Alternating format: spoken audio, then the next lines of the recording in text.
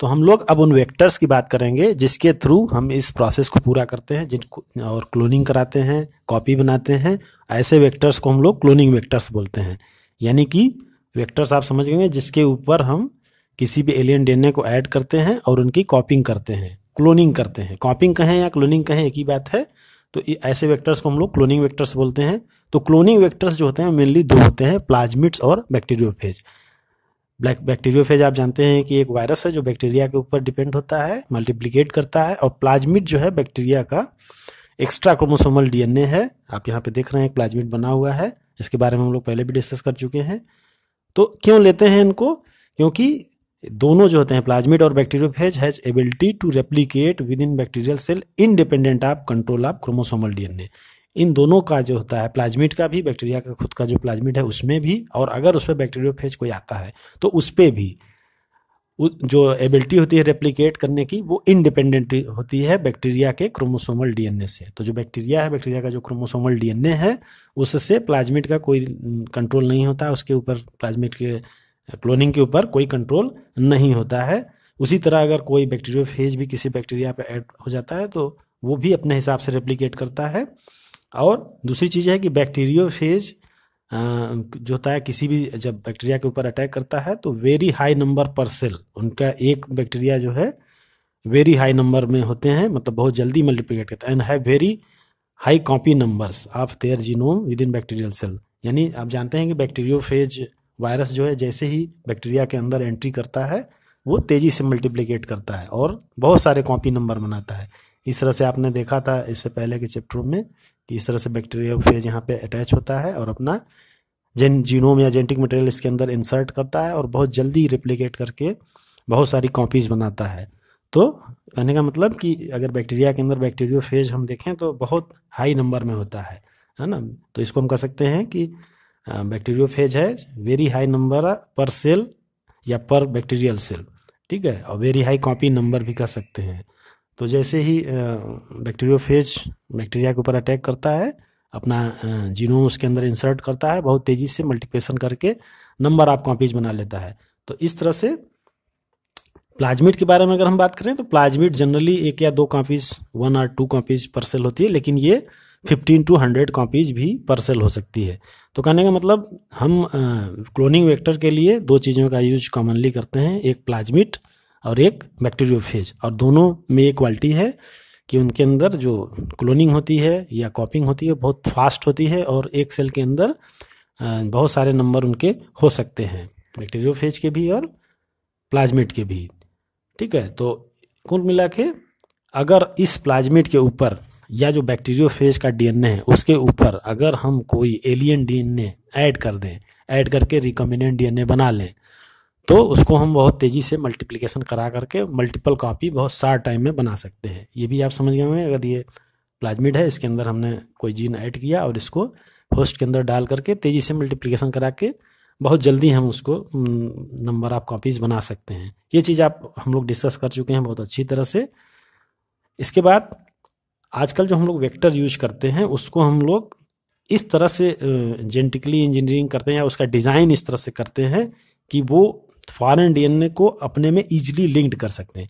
तो इसके लिए मतलब कुल मिला के कहने का मतलब ये है कि अब हम लोग जो प्लाज्मिड है जैसा हम लोग चाहते हैं, जैसी हमारी रिक्वायरमेंट होती है उसके हिसाब से प्लाज्मिड को डिज़ाइन किया जाता है। डिज़ाइन करने का मतलब प्लाज्मिड तो नेचुरल ही होता है, लेकिन उसमें जो जीन ऐड होती है वो हम लोग सेलेक्ट करते हैं कि कौन सा ऐड करना है, कहाँ ऐड करना है, किस तरह से ऐड करना है।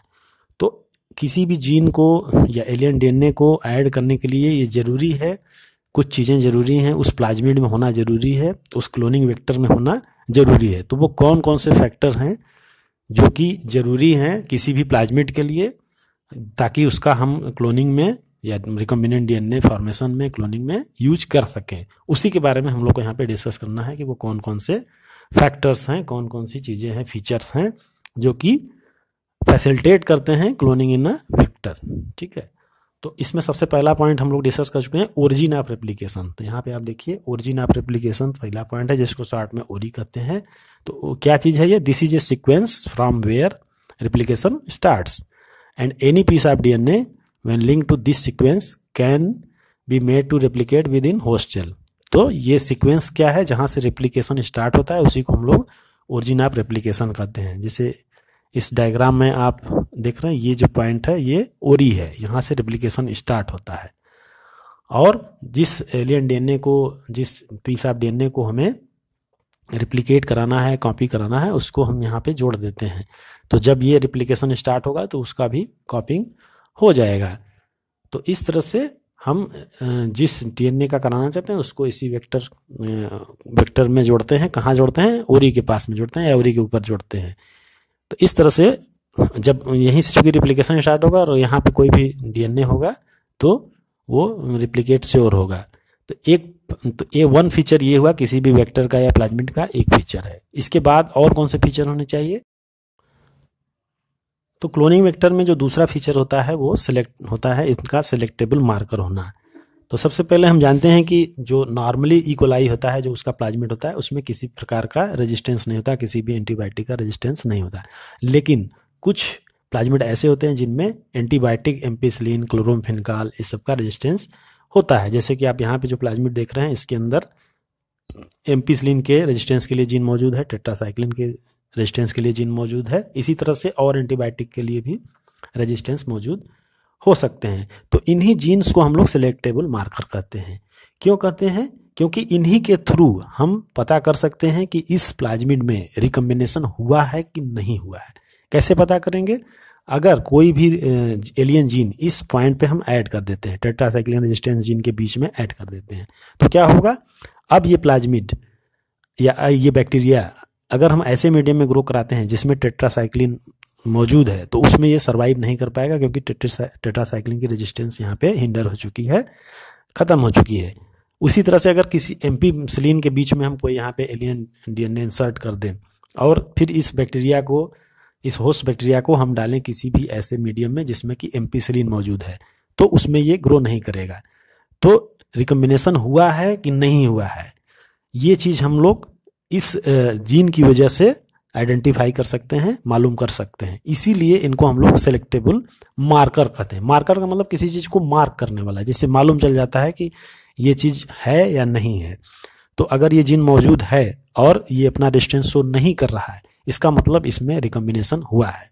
ये जीन इसमें मौजूद है और इसमें रिकम्बिनेशन हुआ है तो ये रेजिस्टेंस शो नहीं करेगा। तो जिस जीन में रिकम्बिनेशन हुआ है, जिस रेजिस्टेंट जीन में रिकम्बिनेशन हुआ है, वहाँ वो रेजिस्टेंस मौजूद नहीं होगा उस होस्ट सेल के अंदर या उस प्लाज्मिड के थ्रू। तो इस तरह से हम पता कर सकते हैं कि रिकम्बिनेशन हुआ है या नहीं हुआ है। तो हम ट्रांसफॉर्मेशन क्या चीज़ है? जब ये रिकम्बिनेशन डीएनए बन जाता है, नया डीएनए ऐड हो जाता है उसमें, तो रिकम्बिनेंट डीएनए बनता है। और इस रिकम्बिनेंट डीएनए को जब किसी हम होस्ट सेल में डालते हैं तो फिर वो बैक्टीरिया जो होता है वो ट्रांसफॉर्म हो जाता है, या हम कहते हैं उसका ट्रांसफॉर्मेशन हो जाता है। तो हम ये कह सकते हैं कि रिकम्बिनेंट को नॉन रिकम्बिनेंट से या ट्रांसफॉर्मेंट को नॉन ट्रांसफॉर्मेंट से हम कैसे आइडेंटिफाई कर सकते हैं, सेग्रीगेट कर सकते हैं, उसको अलग कर सकते हैं। तो उसका यही तरीका है कि पहले तो हम ऐसा प्लाज्मिड लेंगे जिसमें एंटीबायोटिक रेजिस्टेंस मौजूद हो, उसके जीन हो, फिर उस एंटीबायोटिक रेजिस्टेंट जीन के बीच में हम एलियन डीएनए को ऐड करेंगे। अगर एलियन डीएनए ऐड होता है तो रेजिस्टेंस शो नहीं होगा। अगर रेजिस्टेंस शो हो रहा है, इसका मतलब एलियन डीएनए ऐड नहीं हुआ है, रिकम्बिनेशन नहीं हुआ है। क्योंकि जब भी कोई बाहरी जीन हम इसके बीच में ऐड करेंगे तो इसका जो एक्टिवनेस है वो इनएक्टिव हो जाएगा, ये जीन इनएक्टिव होगा। आप जानते हैं, इस चीज़ को समझ चुके हैं कि ट्रांसक्रिप्शन में जब बीच में कोई इंटरप्शन होगा तो इसका ट्रांसक्रिप्शन नहीं होगा। जब ट्रांसक्रिप्शन नहीं होगा तो क्या होगा? ये अपना इसका जो एक्टिविटी है वो खत्म हो जाएगा। तो ये एक तरीका है जिससे कि हम लोग आइडेंटिफाई कर सकते हैं ट्रांसफॉर्मेंट को नॉन ट्रांसफॉर्मेंट।